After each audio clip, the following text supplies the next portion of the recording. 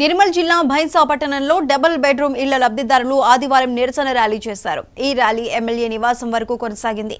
ఏడాది క్రితమే lucky draw ద్వారా ఇళ్ల లబ్ధిదారులను ఎంపిక చేసినప్పటికీ ఇంతవరకు ఇళ్లను తమకు అప్పగించలేదని, సరైన సదుపాయాలు ఏర్పాటు చేయలేదని లబ్ధిదారులు ఆరోపిస్తున్నారు. తమకు కేటాయించిన డబుల్ బెడ్రూమ్ ఇళ్లకు కరెంటు, డ్రైనేజ్, మంచినీటి వసతి కల్పించి వెంటనే అప్పగించాలని, లేకుంటే ఇళ్ల తాళాలు పగలగొట్టి వాటిని ఆక్రమిస్తామని లబ్ధిదారులు అధికారులను హెచ్చరించారు.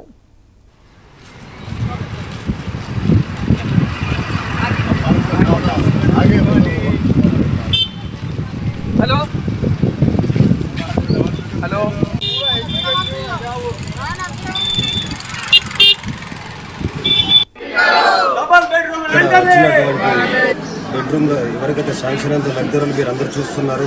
దాదాపు కనీస సంబంధంగానే 440 మంది ఇక్కడికి రావడం జరిగింది.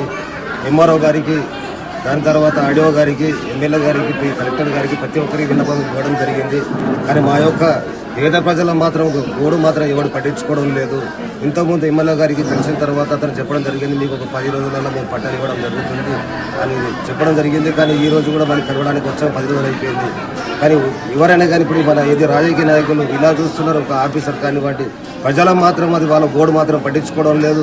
ఈ రోజు కనీసం రెక్కడితే కానీ ఒక్కడి నాలని వాళ్ళు మరోసారి కూలి చేసుకుందామన్నా కానీ వీళ్ళకి పనులు వర్షాకాలం ఇంటి కిరాయి కూడా కట్టుకునే పరిస్థితి వాళ్ళది ఉంది. దయచేసి తక్షణమే ఈ ప్రభుత్వం చర్య తీసుకోవాలి, లేకుంటే మేము ఎలాంటి ఆనందం చేయడానికి మాత్రం మేము అందరం ఇక్కడ రెడీగా ఉన్నామని మీ మీడియా ద్వారా నేను విన్నపిస్తున్నాను. మేము సప్తానే మాకు ఇల్లు లేదు, మాకు కరెంటు బిల్లు కావాలా, రోడ్లు చేయాలా, ఎమ్మెల్యే దగ్గరికి పోయినాము, ఆర్డీఓ, కలెక్టరు అందరి దగ్గరికి వెళ్ళినాం కానీ ఎవరు పట్టించుకోవట్లేదు. మేము కిరాయిలు కట్టి ఎన్ని రోజుల సంది ఉండాలా, మాకు ఇల్లు వచ్చింది కానీ ఇల్లు ఇవ్వట్లేరు. అందరి దగ్గరికి తిరుగుతున్నాము. మాకు మాత్రం 10 రోజుల దాకా అంటే మాకు ఇల్లు ఇచ్చేయాలా, లేకపోతే మేము అక్కడనే తాళాలు వలగొట్టేసి ఉండగలుగుతాము. ఇక్కడ వచ్చినటువంటి బెడ్రూమ్లో ఎవరికైతే